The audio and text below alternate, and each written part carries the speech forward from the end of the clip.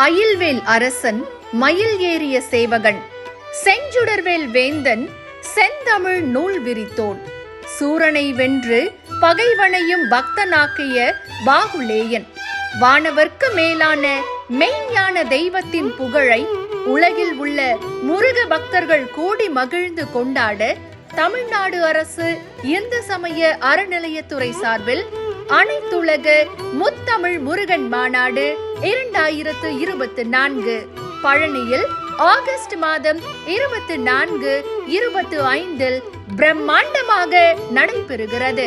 கருணை கடலாம் கந்த கடவுளின் அருளை பெற உங்களை அன்போடு வரவேற்கிறோம்.